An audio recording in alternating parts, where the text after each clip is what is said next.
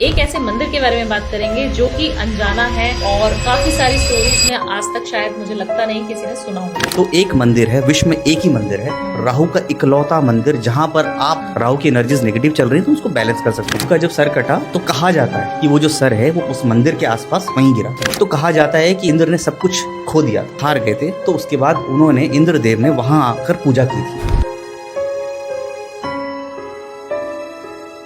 हर हर महादेव। आज हम ऐसे ग्रह पे काम करेंगे जो कि है राहु, जो है कलयुग का राजा। जी हाँ, आपने बिल्कुल सही सुना पंकज जी। आज कुछ ऐसे मिथ हम लेके आए हैं अपनी ऑडियंस के लिए जो शायद उन्होंने अभी तक नहीं सुने होंगे। एक ऐसे मंदिर के बारे में बात करेंगे जो कि अनजाना है और काफी सारी स्टोरीज में आज तक शायद मुझे लगता नहीं किसी ने सुना होगा। तो राहु हमारे जीवन पे सीधा प्रभाव डालता है, उसके ऊपर आपका क्या कहना है? जी, राहु ना कलयुग का राजा है। हाँ। तो राहु के प्रकोप को अगर आपने समझ लिया और उसकी एनर्जीज को अपने एनर्जी के साथ अलाइंड कर लिया तो लाइफ ना आपकी वही जो कहते हैं हम कि फर्श से अर्श पे चली जाती है। तो हर प्लैनेट्स की अपनी अपनी एनर्जीज है। राहु कलयुग का राजा है और राहु की जो एनर्जीज है ना, अब राहु आपको इल्यूजन में रखता है। राहु आपको सडन पैसा देता है और इतना पैसा देता है जो आप संभाल नहीं पाओगे। और राहु आपको एडिक्शन की तरफ भी ले जाता है। तो राहु के दो रास्ते हैं। अगर आपने सही रास्ता चूज कर लिया तो फिर आपकी लाइफ में सक्सेस आनी ही आनी, और गलत रास्ता चूज कर लिया तो फिर तो डिस्ट्रैक्शन और फिर एकदम से आपकी लाइफ में सब कुछ खत्म हो जाएगा। तो राहु के दो पहलू हैं, या तो सडन प्रॉफिट या सडन लॉस। तो राहु मुझे लगता है कि एक ऐसा प्लैनेट है जिसके ऊपर सभी लोगों को काम करना चाहिए। और राहु का मंदिर जिसके बारे में आज हमारी सीरीज है वो काफी सारे लोगों ने नहीं सुना, और हमने भी जब सुना था तो हम भी चौंक गए थे। हाँ, मुझे भी अभी पता लगा है कुछ दिन पहले कि राहु का इकलौता मंदिर है। हाँ। और जिन लोगों की भी दशा महादशा चल रही है, जो राहु से पीड़ित हैं, वो लोग वहां पर जाते हैं। पीड़ित कैसे? पीड़ित का आपका मतलब क्या है? पीड़ित मतलब मुझे लगता है कि पीड़ित अल्कोहल, आपको एडिक्शन है, स्मोकिंग बहुत ज्यादा बढ़ रही है, उसके प्रभाव को भी हम कम कर सकते हैं। आप ये बोलना चाह रहे हैं? जी, राहु छाया ग्रह है, राहु इल्यूजन देता है। राहु जब काम करता है ना तो आपको ऐसा लगेगा कि जो हो भी रहा है वो नहीं भी हो रहा है, ऐसा फील आएगा आपके अंदर, भ्रम की स्थिति आ जाएगी। राहु क्या है, जब हम बात कर रहे हैं ये भी भ्रम है एक तरह से। लोगों को लगता है कि बहुत बड़े स्टूडियो में बात कर रहे होंगे, लेकिन हम एक छोटी जगह बैठे हैं और डिस्कस कर रहे हैं। राहु इल्यूजन दे देता है। राहु को आपको लगेगा कि आप बहुत कुछ अचीव कर रहे हो और नहीं भी कर रहे होंगे। राहु आपको एकदम से सक्सेस देगा तो आपको लगेगा कि मेरी वजह से हो रहा है, लेकिन वो शायद आपका कर्म नहीं होगा। आपके लाइफ में कुछ प्रारब्ध होंगे, आपकी लाइफ में कुछ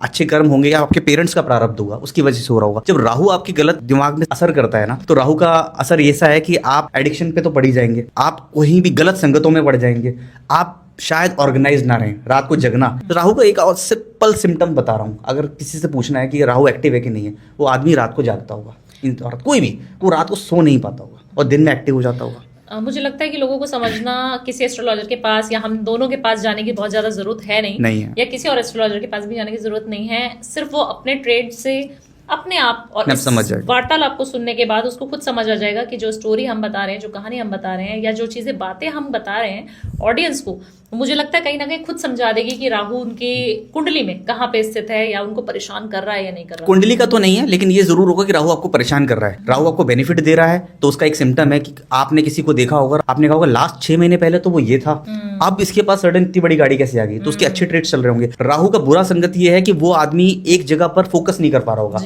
आप पिछली बार मिले होंगे तो कह रहा होगा मैं रियल एस्टेट में काम कर रहा हूँ, अब कह रहा होगा कि मैं फार्मास्यूटिकल या किसी और में काम कर रहा हूँ, और उसके अंदर नए नए आइडियाज आते रहेंगे और एक जगह फोकस नहीं कर पाएगा। तो राहु का गलत ट्रेट है। और पॉजिटिव ट्रेट है कि अगर फोकस कर लिया तो उसको मैसिव बना ले। तो चलिए आज इसी नोट के साथ स्टार्ट करते हैं आज की कन्वर्सेशन। और एक ऐसा अनदेखा अनसुना मंदिर जो कि कहाँ पर स्थित है। तो जो लोग भी राहु से ग्रसित हैं, जैसे हमने सिम्टम्स की बात करी कि लग रहा है राहु से आप पीड़ित हैं, आपकी कुंडली में आपने किसी एस्ट्रोलॉजर को दिखाया है और वो बोल रहे हैं कि राहु की आपकी दशा चल रही है, महादशा चल रही है और राहु आपका कमजोर है, तो एक मंदिर है, विश्व में एक ही मंदिर है, वो है उत्तराखंड में अल्मोड़ा में, और वो पैठानी गांव में। राहु का इकलौता मंदिर जहां पर आप अपने राहु को बैलेंस कर सकते हैं। राहु की एनर्जीज नेगेटिव चल रही है तो उसको बैलेंस कर सकते हैं। और बहुत सारी मिथोलॉजिकल स्टोरीज हैं, एक स्टोरी नहीं। का नाम क्या है? हम उन्हें राहु पीठ बोलते हैं, राहु पीठ से जाना जाता है। और उसमें बहुत सारी स्टोरीज हैं। वो शैली पे बना है, वो जिस शैली पे केदारनाथ बने उसी शैली पे बना हुआ है। तो उसका कई सारी स्टोरीज हैं। हमें तो समुद्र मंथन की स्टोरी मालूम ही है कि राहु और केतु की, कि स्वरभानु नाम का राक्षस हुआ करता था। तो अब राहु की एक और सिम्टम में बता दूं कि राहु रूल्स फॉलो नहीं करता, तो स्वरभानु भी रूल्स फॉलो नहीं करते थे। उनको लगा कि वो राक्षस थे। हाँ, तो वो रूल फॉलो नहीं करते थे और उनको ये लगता था कि शायद हमें अमृत नहीं मिलेगा। जब लाइन में लगे तो स्वरभानु ने रूल तोड़ा। रूल तोड़ने के बाद वो जाकर लाइन में लगा, शॉर्टकट में देवताओं की लाइन में लग गया। वहां क्या हुआ, सूर्य और चंद्रमा ने चुगली कर दी, विष्णु जी को बता दिया। विष्णु जी तो मोहिनी अवतार में थे, तो उन्हें बता दिया कि सर ये तो गलत जगह लगा हुआ है, ये राक्षस है, ये राक्षस है। तो उसके बाद क्या हुआ, विष्णु जी ने फिर अपने सुदर्शन चक्र से स्वरभानु नामक राक्षस का वध कर दिया। हाँ, पर तब तक उन्होंने 1-2 ड्रॉप्स अमृत की ऑलरेडी ग्रहण तब तक पी लिया था, पी लिया था। और उनके अंदर वो शक्तियां जिनको हम देव अभी आज पूजते हैं, वो इसीलिए पूजा जाता है क्योंकि उन्होंने अमृत का पान कर चुके थे और वो अमर है जी। तो राहु का जब सर कटा तो कहा जाता है, ये भी एक स्टोरी है कि कहा जाता है कि वो जो सर है वो पैठानी गांव उस मंदिर के आसपास वहीं गिरा था। तो तब से वो मंदिर का निर्माण हुआ और कई सदियों पहले निर्माण हुआ है। तो निर्माण किया किसने? हाँ, तो स्टोरी मिथोलॉजी है ना, तो स्टोरीज भी बहुत सारी अपनी अपनी स्टोरीज हैं। तो अब क्या था कि जैसे जो मंदिर है, मंदिर में शिवलिंग है। अब शिवलिंग है तो क्यों है, कैसे है, तो शिवलिंग का जो है उसको शिवलिंग को बोलते हैं इंद्रेश्वर महादेव। तो कहा जाता है कि एक बार इंद्र ने सब कुछ खो दिया था, सब कुछ खो दिया था अपनी लाइफ में, हार गए थे। तो उसके बाद उन्होंने, इंद्रदेव ने वहां आकर पूजा की थी। और किसकी की थी? शिवलिंग, शिव जी को माना था, पूजा की थी, उनकी आराधना करी थी, शिव की आराधना करी थी, उपासना की थी। तो उसके बाद वहां पर कहा जाता है कि इंद्रेश्वर नामक जो शिवलिंग है वहां पर स्थापित किया गया।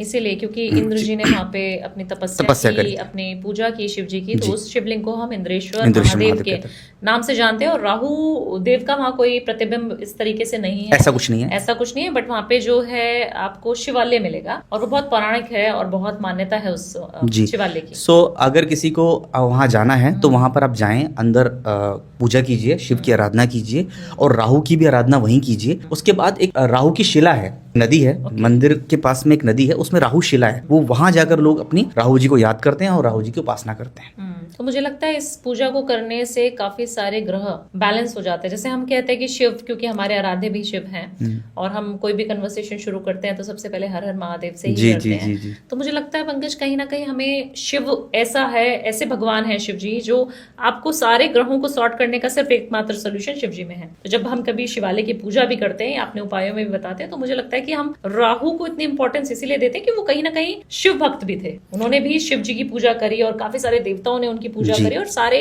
9 के 9 ग्रहों को हम सिर्फ शिवालय की पूजा से ही ठीक कर सकते हैं। और एक ऐसा शिवालय जो आपने बताया इतना अनोखा, जहाँ पे इंद्र ने भी अपना सब कुछ हारने के बाद स्वर्ग के जो, जिनको हम बोला जाता है स्वर्ग के राजा इंद्रेश्वर महादेव, वहां पर विराजमान करते हैं, विराजित हैं।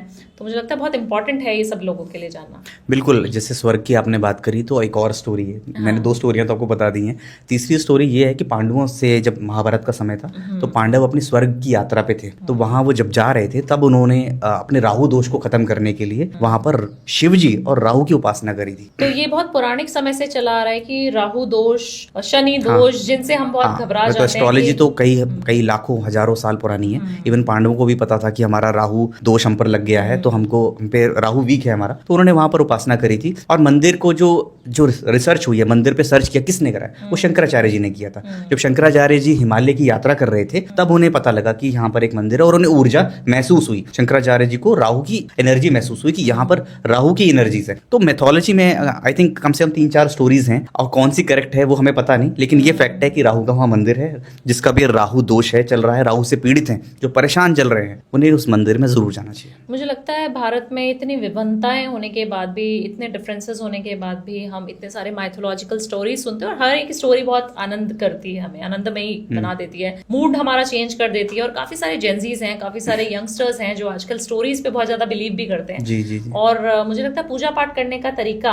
बहुत अच्छा होना चाहिए और बहुत सिंपल सा होना चाहिए और हमें पहले उसका मतलब समझना बहुत ज्यादा जरूरी है कि जिस ग्रह को हम पूज रहे हैं, जिस ग्रह पे हम काम कर रहे हैं, वो एक्चुअली में काम कैसे करता है। और दूसरा कि उसके पीछे की माइथोलॉजी क्या है। जब तक हम शिव से जुड़ेंगे नहीं और हम कैलाश को नहीं जान पाएंगे, मुझे लगता है आपको शिव प्राप्ति नहीं होगी। और राहु की जो वर्णन अभी आपने किया, जो उसकी स्टोरी इतनी अच्छे तरीके से बताई है पंकज, मुझे लगता है कि काफी सारे लोग होंगे जो फील कर रहे होंगे कि हाँ, हमारे साथ भी सेम चीजें, सेम ट्रेस चल रहे हैं। सभी लोग अभी तो राहु का, जब मैंने जैसे बोला कलयुग में चल रहा है राहु का, अगर राहु को आपने बैलेंस कर लिया, अभी कितने लोग हैं जेंजीज हैं जो हमें कमेंट्स भी करेंगे कि वो कंफ्यूजन की स्टेट तो बहुत ज्यादा हो गई है। हम लोग भी जितने भी आप कुंडली में कंसल्टेशंस भी लेते हैं तो वहां पर यही फीडबैक निकल के आता है कि एक तो addiction and second is the confusing state, कि आपको क्लैरिटी नहीं मिल रही लाइफ में। अगर आपको सक्सेस पानी है ना तो एस्ट्रोलॉजिकल एस्पेक्ट को जरा साइड में लेके बात करते हैं। अगर आपको ये पता लग जाए ना कि आपको लाइफ में करना क्या है, तो लाइफ में बहुत चीजें सॉर्टेड हो जाएंगी। तो वो क्लैरिटी ही नहीं देता राहु, अगर राहु गलत आप पे चल रहा है तो आपको क्लैरिटी नहीं मिलेगी। आपको लगेगा मैं ए साइड में जाऊं, बी में जाऊं, सी में जाऊं, डी में जाऊं। अगर आपको क्लैरिटी मिल गई तो उसके बाद फिर आप रिजल्ट्स मैसिव आएंगे, फिर आप एक्शन भी लेना शुरू कर दोगे। तो जो जेंजीज जैसे आपने बात करी, रही, जनरेशन नेक्स्ट जो है ना वो कंफ्यूजन वाली स्टेट में चल रही है, क्योंकि उनके अंदर दिमाग इतना शार्प है, दे आर इंटेलिजेंट, बट एक साथ उनके पास उनके पास अपॉर्चुनिटीज बहुत ज्यादा है, पॉसिबिलिटीज बहुत ज्यादा है। वो इस युग में पैदा हुए हैं जहाँ चैट जीपीटी है, AI है, तो और ये क्या है, ये सब भी राहु ही है।